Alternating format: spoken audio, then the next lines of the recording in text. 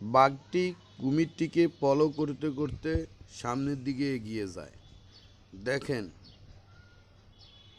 কুমিরের গায়ের উপরে এখন লাফ দিয়ে পড়বে। এই দেখেন, ও দৌড়ছে দৌড়ছে, দেখেন একবারে দৌড়ছে ডুব দিয়া। দেখেন বাঘ কুমিরকে ধইরা ফেলছে। দেখেন ও